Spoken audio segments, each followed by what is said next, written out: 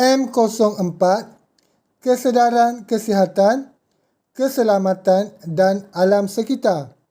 Submodul 2 Aktiviti Kesedaran Alam Sekitar. Isi kandungan. Tujuan. Pengenalan. Yang pertama, kesedaran alam sekitar. Yang kedua, konsep aktiviti kesedaran alam sekitar. Yang ketiga, isu-isu semasa alam sekitar. Yang keempat, papan tanda alam sekitar.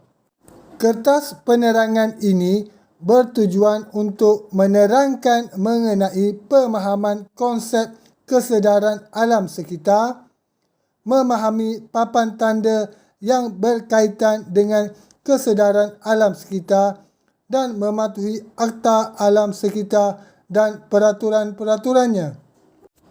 Pengenalan. Masyarakat terutamanya perlu mempunyai kesedaran terhadap penjagaan alam sekitar dan peka terhadap isu-isu semasa yang berbentuk ancaman kepada persekitaran. Aktiviti kesedaran alam sekitar seperti pemasangan papan tanda dan kempen mendidik masyarakat bagi menjaga alam sekitar supaya tidak tercemar dan selamat. Kesedaran alam sekitar. Alam sekitar merupakan segala elemen yang berada di sekeliling manusia. Akta Kualiti Alam Sekeliling 1974 mendefinisikan alam sekitar sebagai faktor-faktor di sekeliling manusia termasuk tanah, air, atmosfera, iklim, bunyi, bau, rasa, faktor biologi serta faktor sosial. Manusia dan alam sekitar saling memerlukan di antara satu sama lain. Alam sekitar menawar dan menyediakan tapak, sumber dan bahan semula jadi kepada manusia bagi membolehkan kelangsungan hidup di muka bumi. Jadi, pemeliharaan dan pemuliharaan alam sekitar merupakan konsep penting dalam pengurusan alam sekitar. Aktiviti manusia telah memberi kesan terhadap alam sekitar.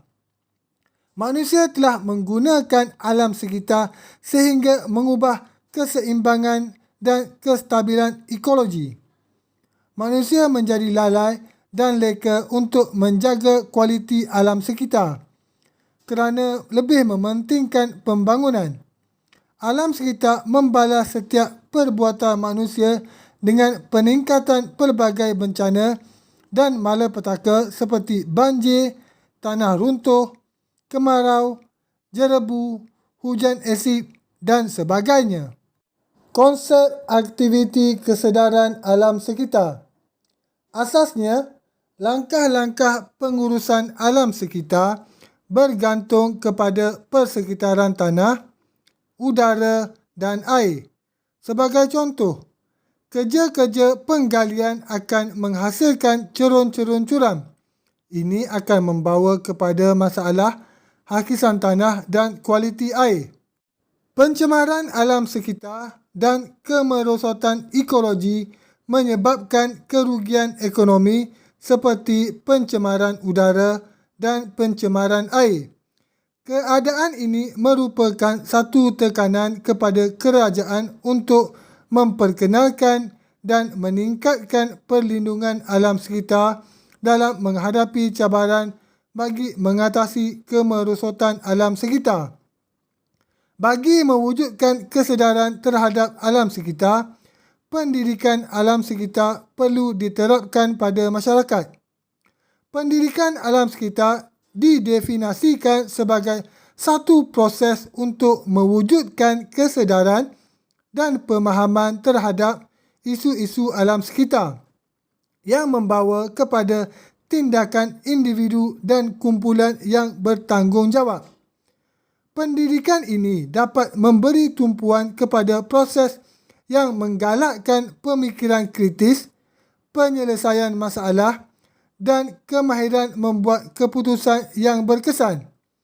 Keperluan pendidikan untuk pembangunan lestari amat penting untuk generasi masa hadapan. Pendidikan untuk pembangunan lestari adalah usaha menyeluruh untuk meneroka kehidupan hari esok disebabkan kemusnahan yang dipelopori oleh generasi sekarang. Isu-isu semasa alam sekitar.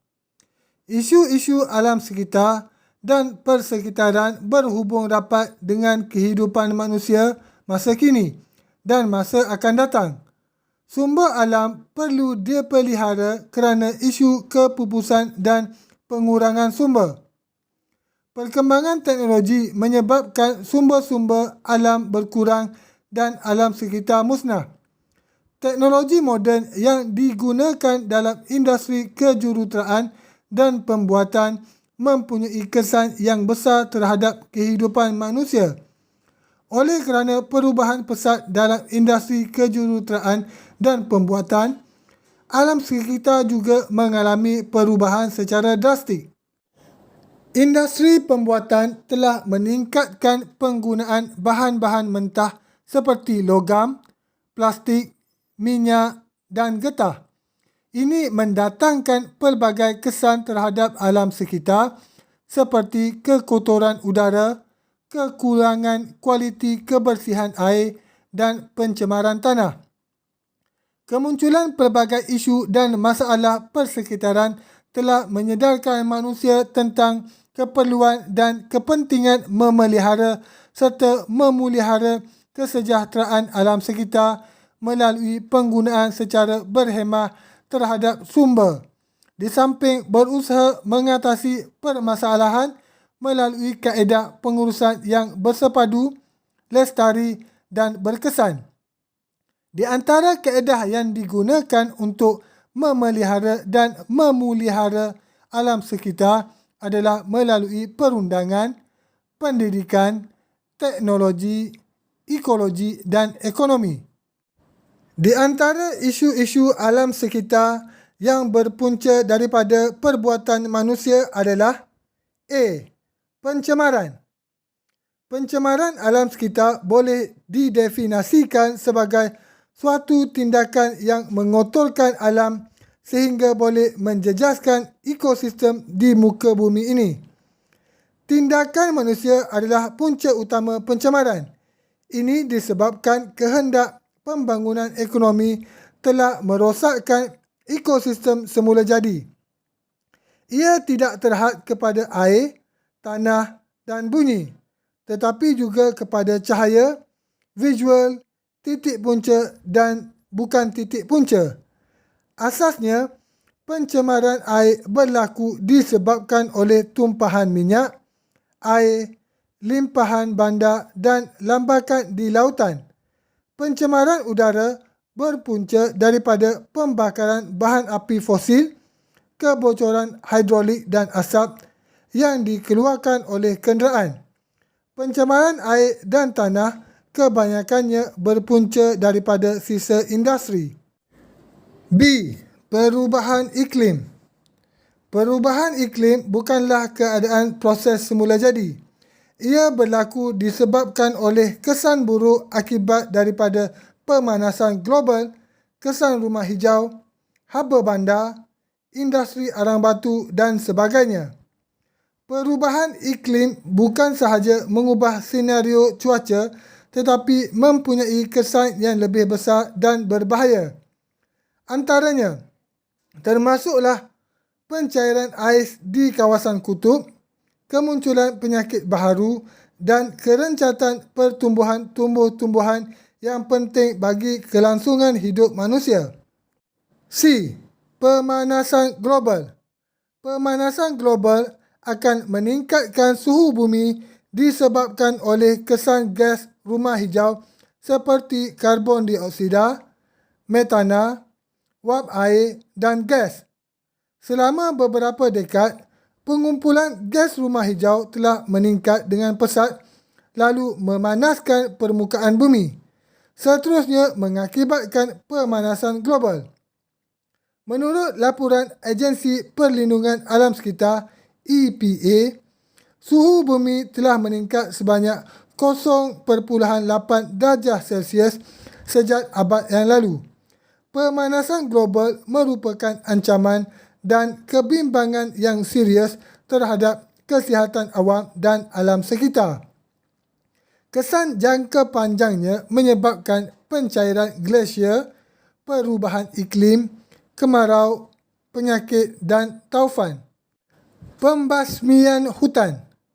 Dengan kadar pertumbuhan penduduk yang pesat, permintaan terhadap makanan, tempat perlindungan dan pakaian telah meningkat hampir 3 kali ganda. Untuk mengatasi permintaan ini, salah satu daripada tindakan langsung ialah melalui pembasmian hutan. Pembasmian hutan bermaksud pembersihan hutan untuk tujuan pertanian, perindustrian atau pembandaran.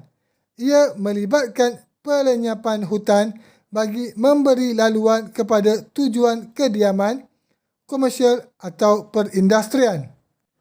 Pertambahan penduduk. Penduduk berlebihan memberi kesan kepada isu-isu alam sekitar. Pencemaran air, krisis sumber, ketidakseimbangan gender, pencemaran, pertumbuhan bandar dan pembasmian hutan adalah beberapa kesan akibat penduduk yang berlebihan. F.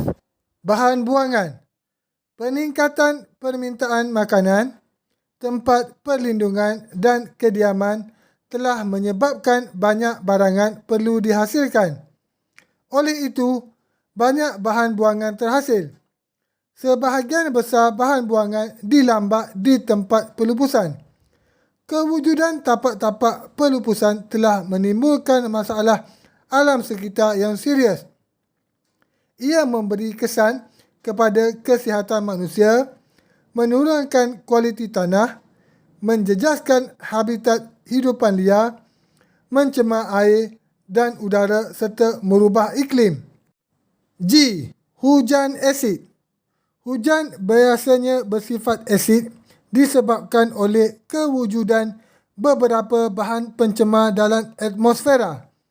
Bahan pencemar ini wujud di atmosfera akibat pembakaran api fosil, aktiviti perindustrian, bencana alam seperti letusan gunung berapi, kilat yang menghasilkan nitrogen dioksida dan proses penguraian tumbuhan atau bakteria. Hujan asid terjadi dalam bentuk hujan, salji, kabut atau bahan-bahan kering yang mendap di bumi.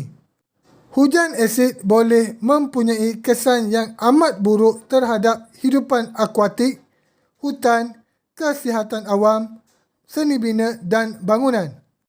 Penipisan lapisan ozon. Lapisan ozon ialah lapisan gas yang berada 25 hingga 30 km dari atas bumi. Ia mengandungi ozon, molekul yang berbentuk secara semula jadi. Lapisan ini hadir dalam stratosfera dan menghalang radiasi UV, ultraviolet yang amat berbahaya daripada memasuki atmosfera bumi. Lapisan ozon mampu menyerap 97 hingga 99% daripada radiasi ultraviolet yang dipancarkan oleh matahari. Dalam tempoh beberapa dekad ini, aktiviti manusia dan perindustrian telah menipiskan lapisan ozon.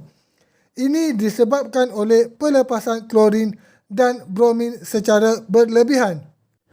Pertumbuhan bandar. Pertumbuhan bandar telah menyebabkan kemerosotan tanah berlaku. Pengembangan kawasan industri bukan sahaja menyebabkan kemerosotan dan pencemaran tanah, tetapi juga kemusnahan habitat. Alam semula jadi yang terdiri daripada flora dan fauna dimusnahkan dan dilenyapkan dengan sewenang-wenangnya. Keadaan ini membawa kepada isu alam sekitar yang serius. Papan tanda alam sekitar. Papan tanda alam sekitar adalah sekumpulan tanda-tanda seperti simbol, peta, anak panah, kod warna, piktogram dan unsur-unsur tipografik yang digunakan untuk menerangkan maksud berkaitan alam sekitar. Papan tanda yang biasa digunakan untuk menunjukkan arahan berkaitan alam sekitar adalah seperti berikut. Eco-friendly. Papan tanda ini menunjukkan kempen memelihara alam sekitar dengan menjaga ekologi sifat bumi dibersihkan. Kedua, reduce, reuse, recycle. Papan tanda ini menunjukkan kempen untuk menggalakkan orang ramai untuk menyelamatkan bumi dengan mengitar semula penggunaan bahan-bahan yang merosakkan alam sekitar. Yang ketiga, please don't waste water. Protect the environment for our children. Papan tanda ini menunjukkan kempen mengurangkan pembaziran penggunaan air dalam usaha untuk memelihara alam sekitar dan mengekalkan sumber untuk masa hadapan. Please do not litter. Papan tanda ini menunjukkan kempen menjaga alam sekitar dan memberi kesedaran kepada orang ramai dalam amalan lambakan sampah. Going greener. Papan tanda ini adalah kempen menggalakkan orang ramai menjaga kelestarian bumi dengan memilih tong sampah yang betul, yang dikenal pasti melalui warna untuk pelupusan sisa barang. Barang-barang yang dilupuskan adalah untuk tujuan kita semula.